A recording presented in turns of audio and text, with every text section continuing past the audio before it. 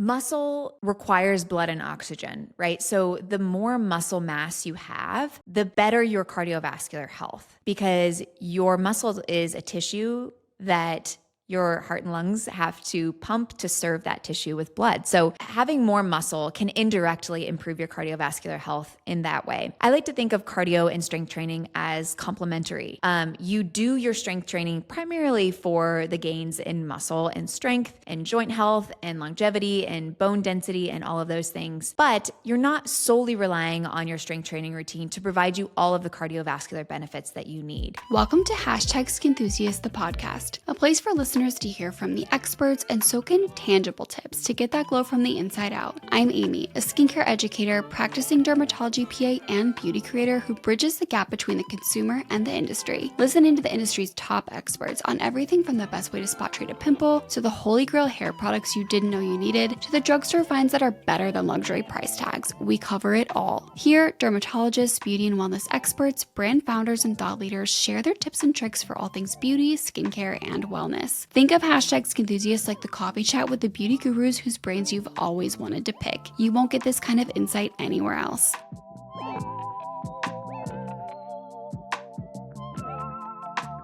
Hello and welcome to another episode of #skinthusiast, the podcast. This episode has been one that I've been very excited to record selfishly just because I have so many questions for today's guest. Today's guest is Dr. Shannon Ritchey. She is on Instagram. She is a doctor of physical therapy, and I first came across her content in her program when I kind of started my own quote-unquote muscle building journey. We actually also recorded an episode for her podcast where we talk about all the benefits of building muscle and increasing protein and dietary changes for our skin health, which is one of the biggest reasons I started to increase resistance training and weight training in my routine. And since then, I feel that it's opened an entire world of benefits. By increasing muscle, I have been able to keep my blood sugar levels more stable, which is something I track in real time with my CGM currently, kind of as an experiment. I have gotten better at tennis. I've gotten compliments from my tennis coach that I'm just hitting better because I have more muscle mass. I feel like I look leaner. I have more energy. I sleep better. I think that the results of this little weight training experiment have been so beneficial for me. And we also know that there are such long-term benefits of building muscle. It's something I'm trying to get my entire family to do, because while we know that cardio is so important for our cardiovascular health and for living a long life, we also know that weight training and muscle building is so important to make sure that we have good longevity and a healthy life. We live a healthful life for those years. And I don't know about you, but I want to be around for a long time, but I want to be happy and healthy for those years too. So there are so many reasons why I've started to incorporate more and more weight training, and Dr. Shannon's program, Evlo, is the one I've been using. So it's really a full circle moment for me to have her on the show, pick her brain about all the myths we see about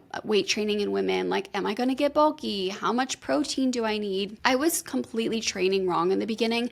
So just having her to kind of explain things, explain programming, explain that soreness and muscle burning actually are not good indicators that you got a good workout. So all these little things that I wish I had known from the beginning, we chat about today. I know you guys are going to love this episode. If you have any interest in health and wellness at all, I really encourage you to listen to this episode. I think it's going to kind of change the way you think about your exercise routine. Dr. Shannon, thank you so much for coming on Skinthusiast, the podcast. I am personally so excited to talk to you, and I know the audience is really going to appreciate this episode too. I can't wait. Yeah, it was so fun. We just did my podcast, so we're already all warmed up and ready to go. Absolutely. And I first want to touch on a question. How did you first kind of develop your love for fitness and wellness? Because my experience has been for myself and also other experts I've talked to, it's kind of a slow build. And we all kind of come from somewhere. Maybe we even like hit rock bottom or have like a transformational moment that kind of brings us to our love of wellness. What was your experience in that department? Yeah, it's so funny. I think that is really common. And I think it's because of the lack of information that we have at a young age.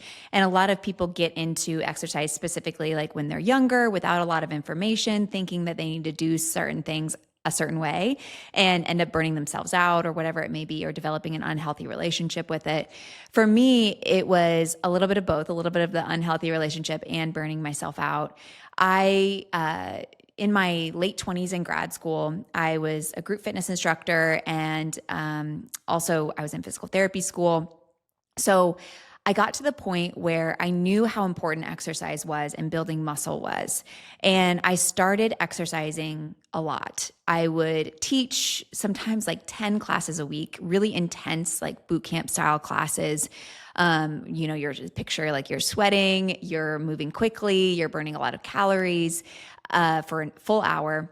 And then I would oftentimes do my own workout outside of when I was teaching, where I would go lift weights, or I would go to a yoga class, or I would just go to another group fitness class, thinking that I needed more to ultimately see the results that I wanted.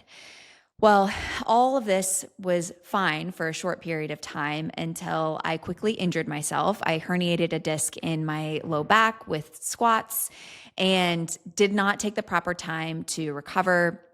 I went right back into my intense routine after a few days off, and slowly I started to develop chronic pain across my whole body. My hip, my shoulder, my wrist, everything was hurting. And at the time, as a practicing physical therapist, I had patients who were also dealing with the same thing. They were going to these intense boot camp style classes or workouts or whatever they were doing and feeling like broken down, horrible, but feeling like that was kind of the cost of doing business. Like that was the cost of being fit, is that you hurt, you're burned out, you're exhausted, and you're not seeing the results that you want, but it's because you're not working hard enough. You're not doing enough. And so I was dealing with this. My patients were dealing with this. I was getting treated every single week from a physical therapist just to turn around and hurt myself again.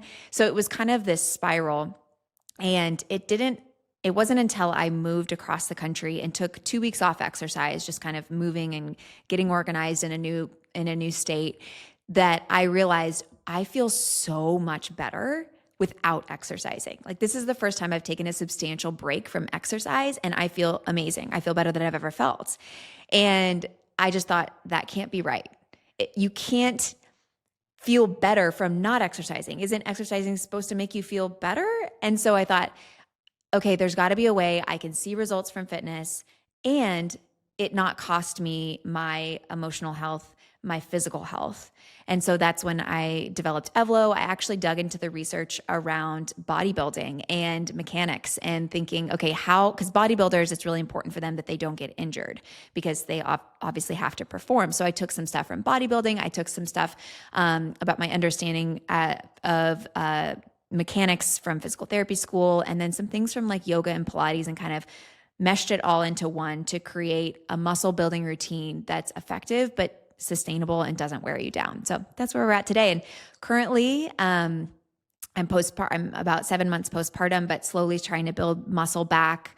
Before I had my baby, I was in the best shape of my life, and I was doing the least amount of exercise that I've ever done. So it just goes to show that smarter, not harder is the way. Okay, this is so interesting. Tell us what that looks like. You're saying you're doing the least amount of exercise in your life, but you're in the best shape. Like, break that down for us. As someone like completely naive to maybe how to build muscle, or maybe who's afraid of building muscle because of that whole, am I going to be too bulky?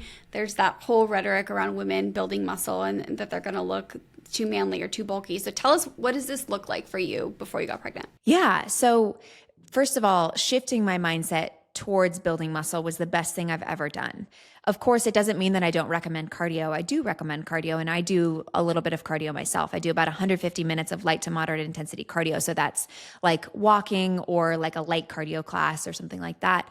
And then I do recommend high intensity cardio as well, just like 1 or 2 really short sessions of high intensity cardio every week. So that's sprint training, like 10, 15 minutes is all you need. So less is more when it comes to that type of cardio. But I really think of my training as strength training is the cornerstone, and trying to build muscle is the cornerstone. And there are certain things that the literature recommends when it comes to building muscle. I have this framework called the REPS framework, and it's a really easy way for people to kind of recognize what's important in an exercise routine and what's not important in an exercise routine. So reps, I can go through this real quickly. So the R stands for repetitions, getting close to failure in each exercise, in each set, in 30 reps or less. If you are doing more than 30 reps in an exercise, it isn't enough load to build muscle. That's what the current research is showing. People think like, oh, I'm going to Pilates and this is like really hard, but I'm holding this exercise for like 3 minutes at a time. Well, studies show that might be a little that might not be enough resistance to significantly trigger the cascades in your body that ultimately build muscle. So repetitions is the first one. 30 reps or less, getting close to muscular failure. Getting close to muscular failure means that you can, in your last rep, you feel like you could maybe only do like a few more reps before you couldn't do it at all. And a lot of people are like, the burn, they mistake the burn or overall fatigue for muscular failure. The burn and overall fatigue do not matter. What matters is that you have a decrease in velocity. So your final rep should feel really slow and really hard. So that's number one, is repetitions. This is something that we could probably do a whole separate episode on, but that's very important. The second thing in the reps, so that was R. E is exercise selection. So I just did a post about this, but choosing really simple exercises that target one muscle group at a time is going to be so much more effective than trying to do a lot at once. So we see on Instagram all the time these kind of combination moves of I'm doing a squat to an overhead press to a burpee, or I'm trying to target my abs and my arms and my glutes all at the same time, all with one exercise. Well, the problem with that is that you don't stimulate any one given muscle group with enough in order to train that muscle close to failure. So it might feel hard and you might feel tired, but you're not approaching muscular failure in any part of your body. So that's exercise selection, choosing really simple targeted exercises. The P is protein, eating 0.75 to 1 gram of protein per ideal body weight per day. And then the S is structure. So working each muscle group 1 to 2 times per week on non-consecutive days, trying not to just do random workouts, like really have a plan and a structure to your week. So that's what I apply. Wow, what a long-winded way to answer this. But that's what I apply to my routine, and ultimately how I've seen such good results, and I feel so good and I don't feel burned out. It feels like sustainable to do for the rest of my life. This, I think, was such a game changer for me when I first started consuming your content, and I've listened to so many of your podcast episodes. They're so helpful. I also like to listen to them while I'm doing the classes, because I'm the type of person who I dread having a class on my schedule, right? It's like there's just something in my brain that's like, I know I'm going to feel so much better when it's done. So one way I bargain with myself is like, oh, I can listen to a podcast while I'm watching the class and going through the motions. And so I like this kind of content while I'm working out, because then it motivates me to actually do it. But anyways, consuming so much of your content, one thing that finally clicked for me was programming, and how I was a ClassPass member for years, and I would just jump around to whatever workout sounded good to me that day without any real rhyme or reason. And I have questions about this later, but I would work groups that were already sore, or I wouldn't even look to see what the class was, whether it was a core focus class or upper body, lower body. I would just kind of go how it fit my schedule.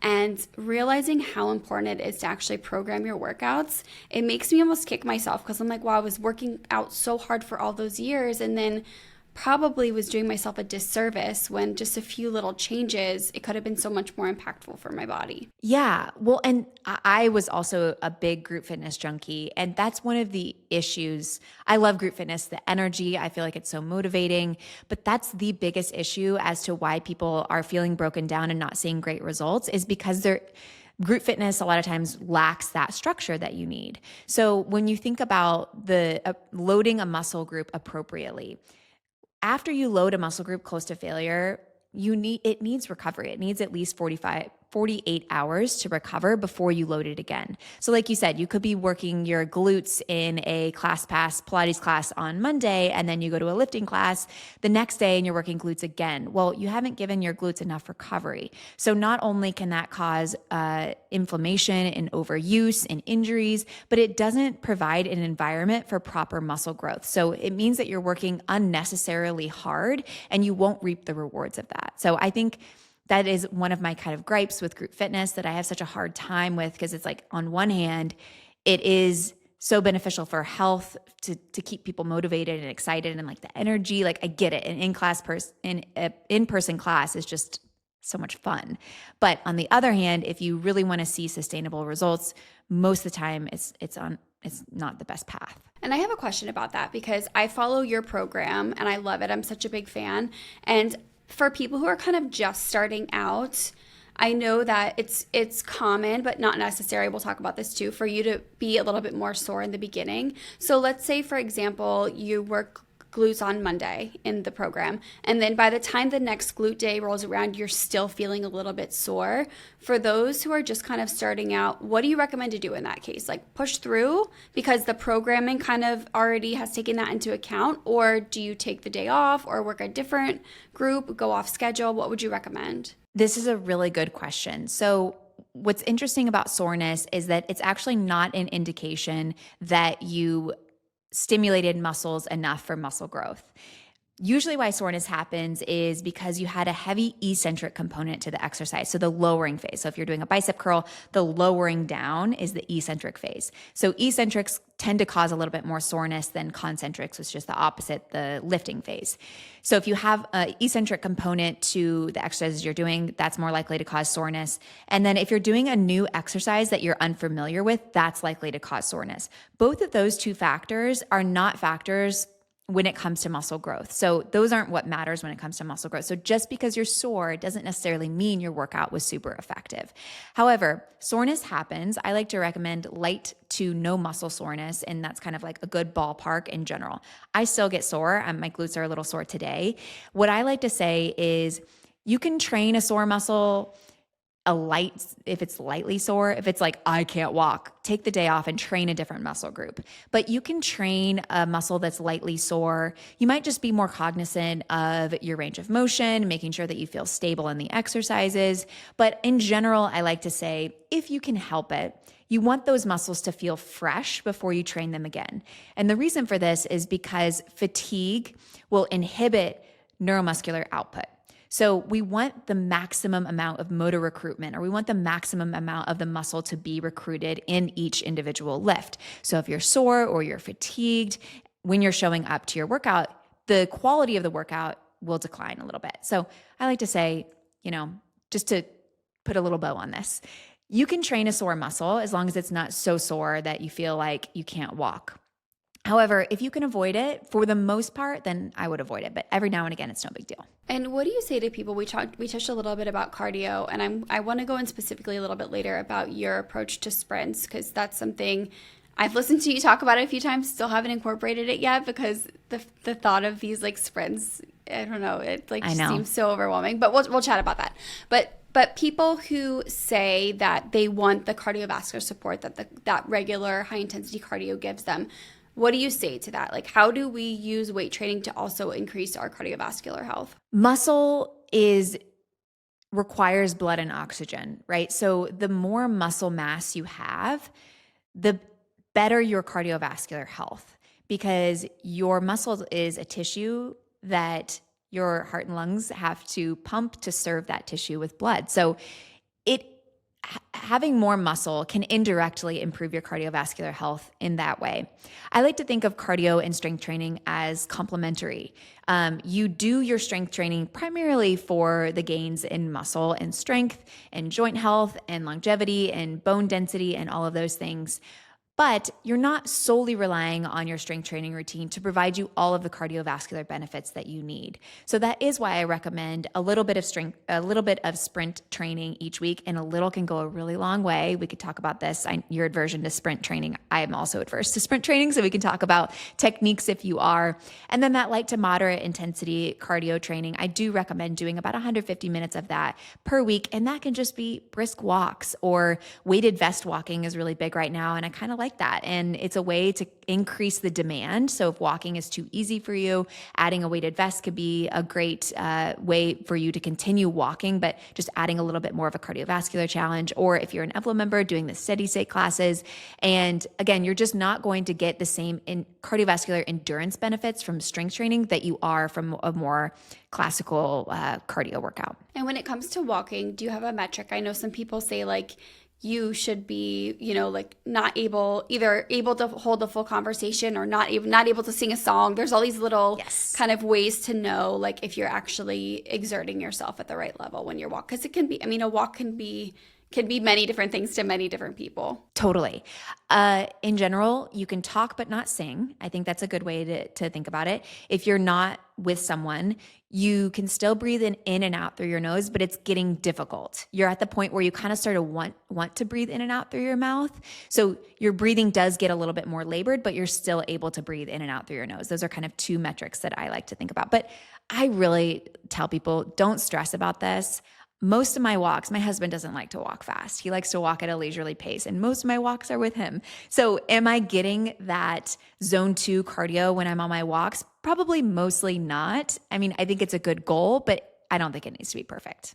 And so when it comes to muscle, aside from the cardiovascular benefits that you already mentioned of having more muscle mass, I'm really big on like glucose control. I'm so fascinated by the topic. Obviously, we chatted about this on your podcast, but because keeping our glucose stable is so important for skin health, it's just one of the reasons I'm so interested in the topic. And we know that having more muscle helps support that, right? Helps keep your blood sugar more stable. What other benefits do we see from having more muscle in the body for our overall health? Well, just to speak to that a little bit more, I think that this is one of the most underrated benefits of muscle is the insulin sensitivity benefits. So we know that insulin is a hormone that touches and affects every single cell in our body. It's one of the rare hormones that has an effect on every single cell. And therefore, it's a very important hormone in our body. We can kind of see it as the gatekeeper to let in sugar into the cells so that the cells can do their jobs. So it's a very important hormone. However, it's an important hormone to be regulated. And we want to be insulin sensitive because when we're more insulin sensitive, then we can use the glucose from our food to serve our body rather than storing it as fat. And it also improves our metabolic flexibility, our ability to use blood sugar and fat and interchange those two processes. So the way that muscle affects your insulin sensitivity is that muscle stores glucose. So muscle stores sugar. And the more muscle you have, whenever you eat, and the sugar from your food travels through your bloodstreams to serve your cells, and whatever's left over either gets stored in the muscle if you have more muscle, or it gets stored as fat, or it stays in the bloodstream and insulin stays elevated and you start to get insulin resistant.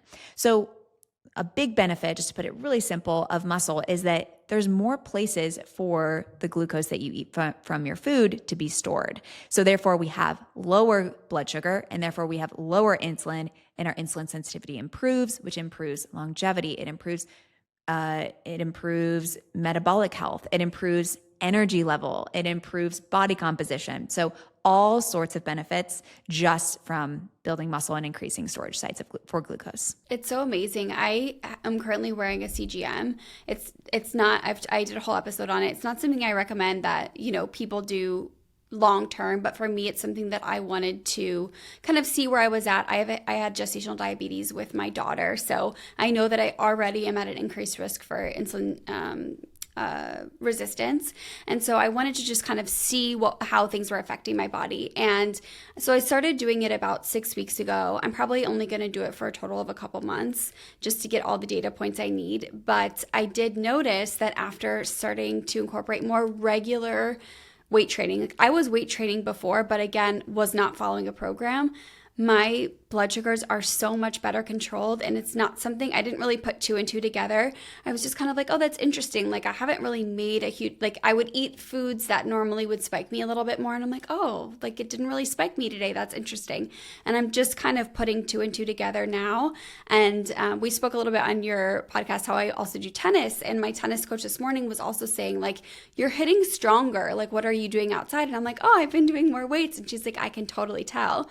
So that's like so I'm just putting it all together in my head right now, but that's like so reassuring. It just gives me the motivation to keep going. Well, I'm glad that you said that because it is such a compounding effect, building the muscle. And to answer your question about feeling bulky, a lot of people don't do it because they're afraid of getting bulky, and yet they're missing out on all these benefits of the insulin sensitivity, the glucose regulation, the ability to do the things you love with more ease, like play tennis. So I think that it's hard for women to get bulky because even building 1 pound of muscle is difficult for women. It requires proper training. It requires proper nutrition. It requires proper recovery. So even building 1 pound is difficult, let alone building enough muscle to have that bulky appearance. So I think in the fear of getting bulky, women are really missing out on these acute benefits that you'll notice pretty much immediately, and then the longevity benefits as well. Yeah, it's just so fascinating. And so exciting that there are so many comprehensive benefits. And of course,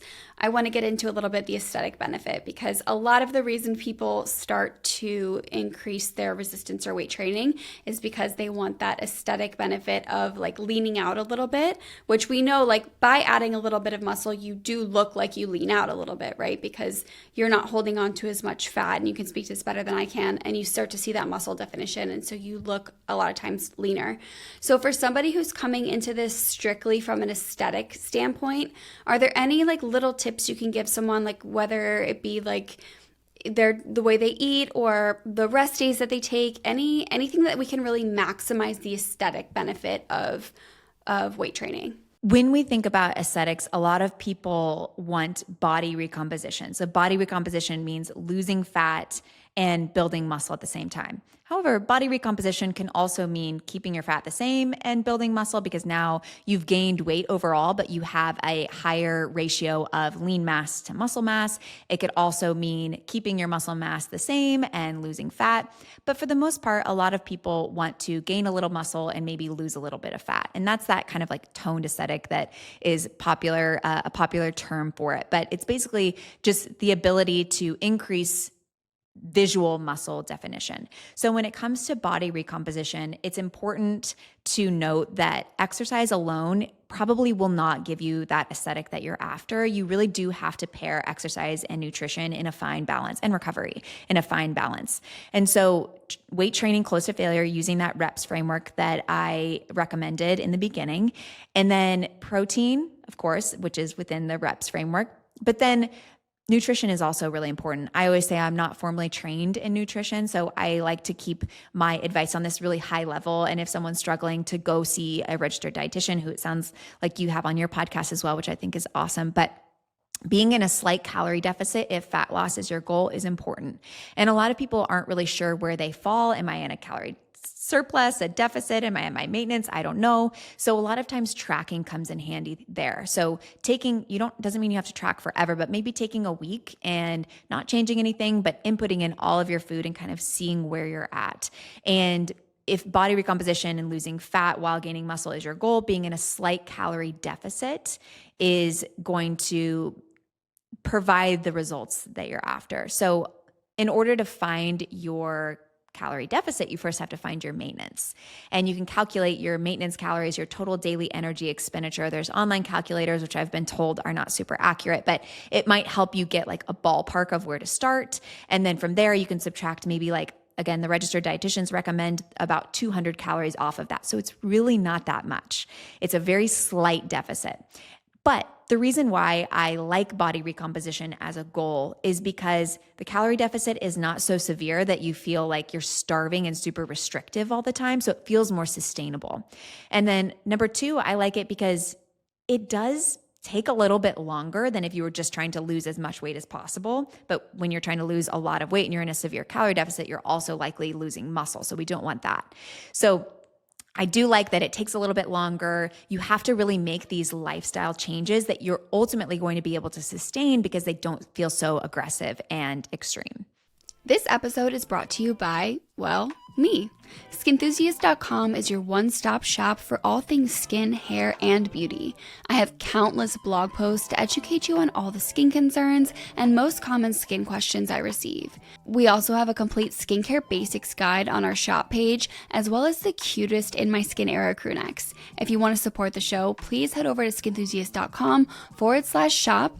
And don't forget to rate and review the show wherever you listen to podcasts. As far as the diet goes, do you have any little hacks for increasing protein? Like, are there any favorite snacks or favorite meals that you have? Because that's been a challenge for me, is just getting enough protein in my diet, especially when you start thinking about like the 1 gram per per pound of body weight. Per pound of ideal body weight, and even some people recommend even more than that.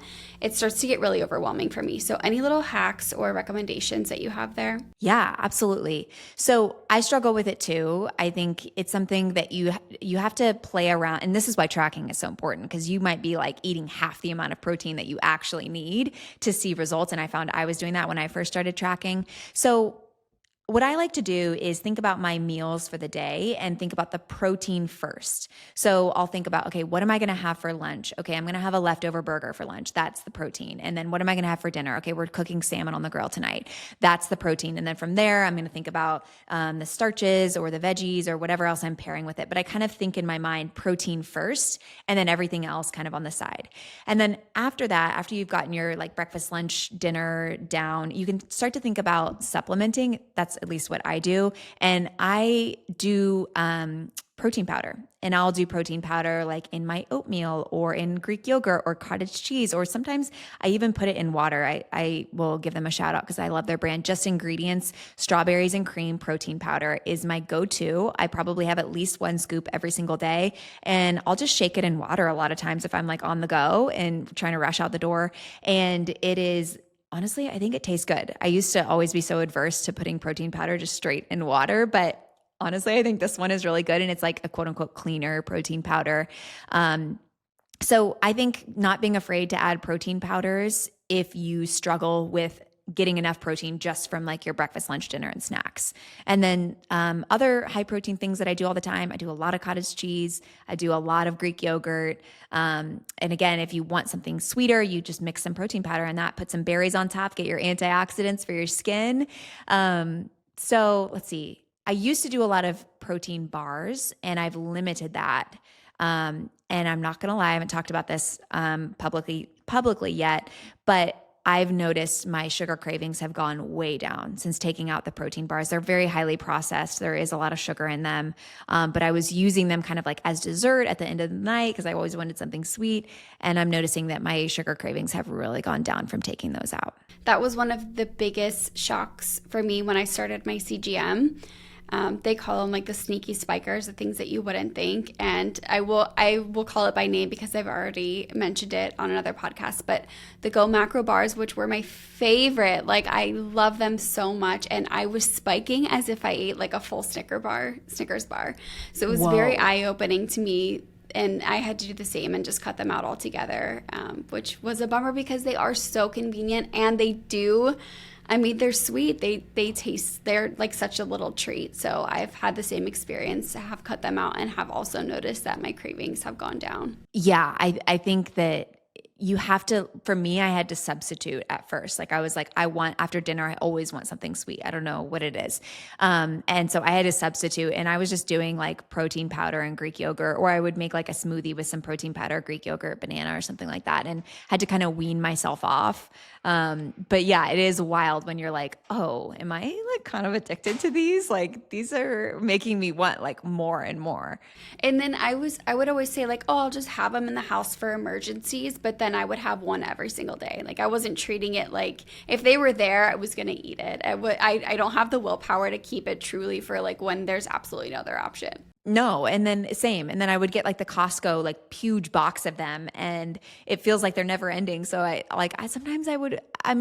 be real honest. Sometimes I would have like 3 a day. I'm like running out the door. I'm like, I need something. Like I would just grab it. And then I'm like, I need a snack later. And then after dinner. So it's like, they start to add up. It does. And I think for me, that's my whole approach. Even for my daughter, like some of the packaged snacky foods, I try to just not have them at all because when I do have them, I'm going to rely on them. When I don't have them, I'm forced to, for her and for me, to actually make like a real snack from real food out of the refrigerator. Yeah.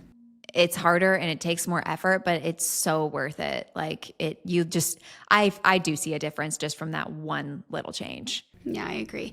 And you mentioned putting protein powder in like your cottage. Did you put it in your cottage cheese? Did you say that as well, or just your Greek yogurt? So do you have a good option that's unflavored? Because mine is vanilla and I love it, but I tried to mix it into my Greek yogurt and I like could not stomach the taste, which is weird because I actually like the taste of the protein powder itself. That's fair. Just Ingredients, which is the brand that I use, they have an unflavored one. And it's like, I had her on my podcast actually, and she was telling me all about like how they source their protein powder, and they source like New Zealand whey, which is like some of the best whey. It tends to be like gentler on people's stomachs and just like cleaner in general, less ingredients. There's no added sugar. There's like real fruit in there. But they do have an unflavored one that would be a good option for you. I haven't tried it, so I can't tell, but you'll have to try it and let me know. Yeah, and I talk a lot about whey protein too, because there is a correlation with whey and acne. So that it's interesting. If I would be curious to know if the way they source it maybe helps with any of that correlation.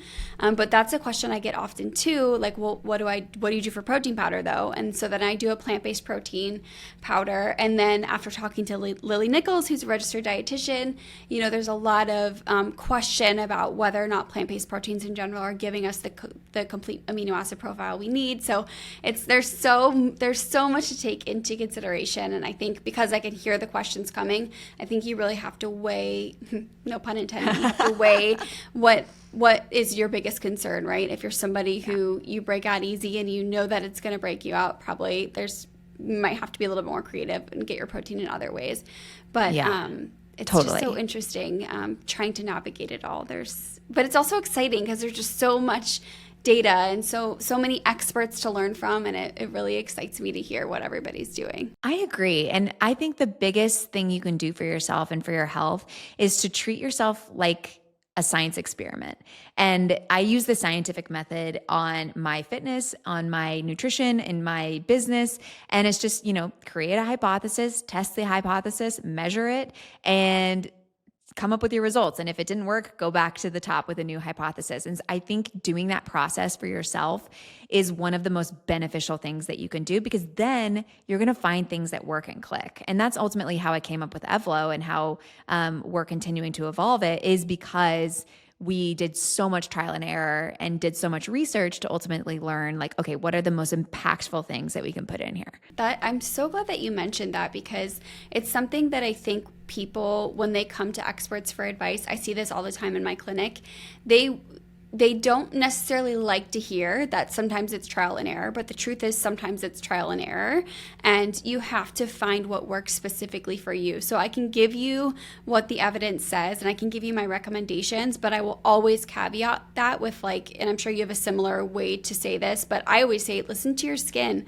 It doesn't mean that even if we have all this data to support it, it doesn't mean that it's necessarily, we're all bio-individual human beings. You have to see what works for you.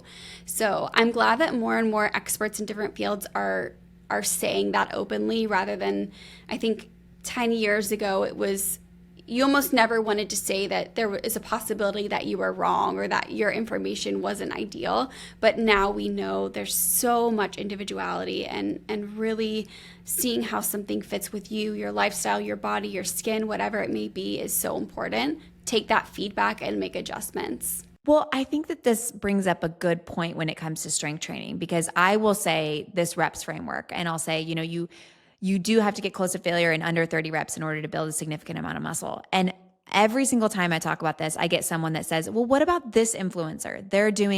They're not applying that at all. And they are like lean and jacked, and I can see so much of their muscle definition.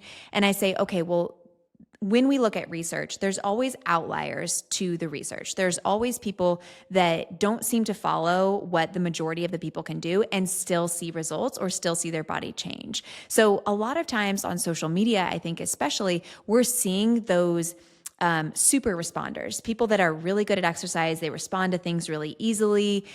We call them kind of like super responders. Did I already say that? Yeah, super responders.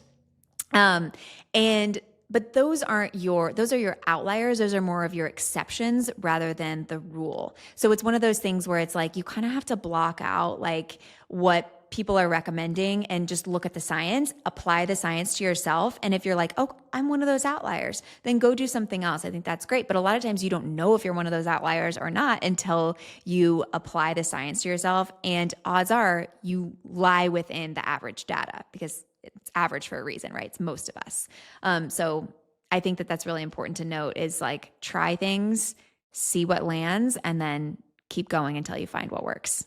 Yeah, and that's going to be the most efficacious way to do it, right? If you're somebody who's feeling overwhelmed in any of these topics, following the evidence first and, like you said, adjusting as needed, that's going to be the most bang for your buck. That's what's going to be the best use of your time, because following the evidence is always going to lead you at least in the right direction, and then you can pivot from there. Exactly. Nailed it. I want to chat a little bit about pregnancy because we do have a very large, 20 to 45 listener base, and a lot of them are in their conception years. And you kind of journaled and chronicled your entire pregnancy while still working out, even still building muscle, which you kind of mentioned. And I just would love to hear how you approached fitness during pregnancy. What changes did you make? Did you pull back at all? Or, what was your entire approach to your fitness while you were pregnant? I did not pull back at all. Now, whenever I talk about this, I always like to say, listen to your doctor. Please do not listen to me. You can listen to me, but without your doctor's approval, none of this matters. So every pregnancy is different. Every doctor might recommend different things because they're assessing you. So I want to say that disclaimer just right away.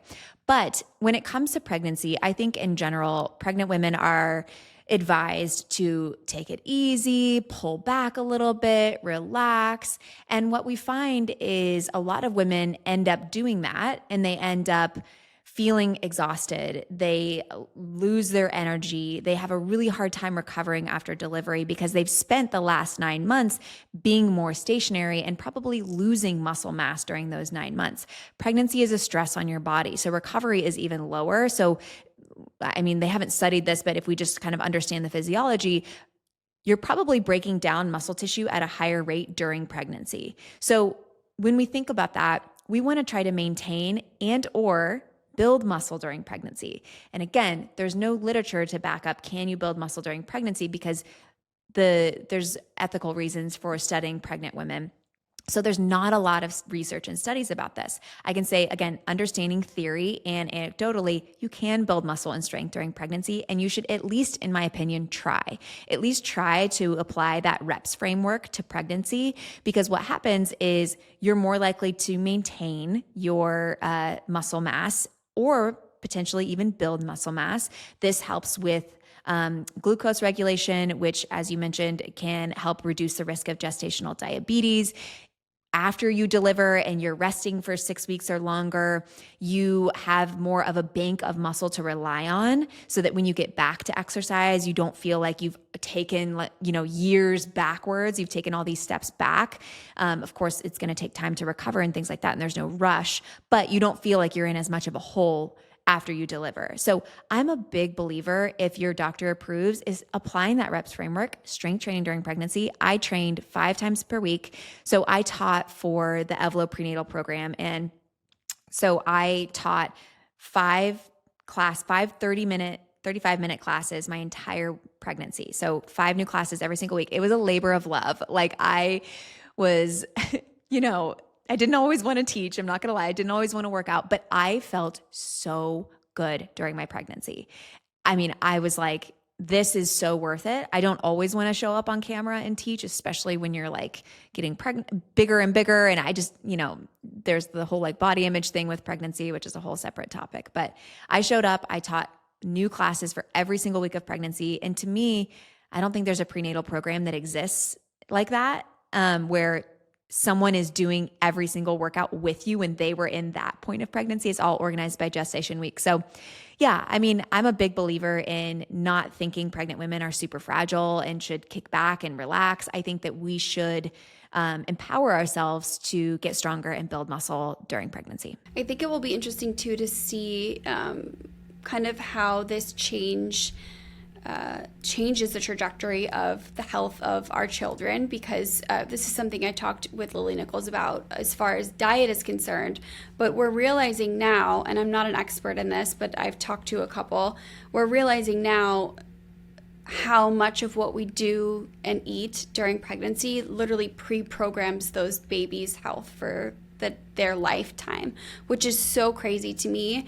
I think had I known, I didn't really get into the topic of prenatal nutrition until later in my pregnancy when I was diagnosed with gestational diabetes. And I wish that I would have known from the beginning, because there's so many things I would have done differently. And that's now how I feel about fitness as well. Like just programming that child for the healthiest life that they could possibly have. I feel like we used to think it was just, oh, well, they see us do is what's important, which it is important. But now we're realizing it starts, really from even preconception, how much it matters. Oh, totally. And I would love to see, longevity studies about this done in children whose mothers exercise throughout pregnancy. And I'm sure there is a correlation between health of the baby and health of the mother while they're pregnant. Again, the studies are limited, but I think if we just go on logic, it's like, yeah, the more fit and active you are, obviously to a certain degree, I'm not talking about doing exercises that are wearing, or doing workouts that are wearing you down and exhausting you. That's not what I'm saying. I'm saying exercising in ways that are building you up and not burning you out. I just think it will be very interesting to see what are the longitudinal effects on kids. And I think it's got to be good. Yeah, I agree. It's really exciting. And again, in a world where there's so much out of our control, it's nice to know that there are a few things still that we can do to really set ourselves and our families up for success. So yes, I love that. And I want to wrap up with a couple quick questions. One of them being, what is your most underrated wellness tip? Underrated wellness tip. A lot of the things I talk about are very obvious, like sleep, training, things like that. I think so many women focus on the wrong things when it comes to their training. I think using exercise as a tool to build muscle, I think is and not burn fat or burn calories, is the most underrated wellness tip. That's a really good one. I love that. And where can everyone find you? Where can everyone find Dr. Shannon? And everyone, I am obsessed with your program. I actually have watched some of your prenatal, and it's very, very cool to see you going week by week. So for anyone listening to this who is pregnant, I can't think of a better system to actually, it's so motivating to see someone who's literally in your same week of pregnancy doing it. But the other programs in your system are so good too. So where can everybody find Evlo? Thank you. So evlofitness.com. We have a 14-day free trial. We also have a free class on there that you can get on there and try and see what we're talking about when I'm talking about the reps framework thing. Dr. Shannon DPT on Instagram, Evlo Fitness on Instagram. And then I have a podcast. It's called The Dr. Shannon Show that Amy was just on, and we had a really fun conversation over there. So they'll have to go listen to that. Yes, go listen to that. And I love your podcasts because they're very bite-sized and digestible. And as I mentioned, I'm one of those people who needs to have, when I'm interested in a topic or I'm motivated about something, I kind of need that constant reminder. So whether I'm on my walk or doing my Evlo workouts, I love listening to you talk about the subject because it just kind of reinforces why I'm there, right? And that motivates me to then do it again the next day. Because I find that if I don't consume that content for a while, your mind starts to go elsewhere and you just kind of forget about how important it is to you. So yeah, I really enjoy your podcast. So everyone definitely go listen to that. Good. Thank you. It's a labor of love and I do it for free. So I'm happy to hear that it helps you. I feel you. Sometimes it's like, wow, this is a lot of work. It is. It's a lot of work, but it's so fun. It's like my favorite thing to do. I love it. So I'll never give it up. Yeah, I agree with you.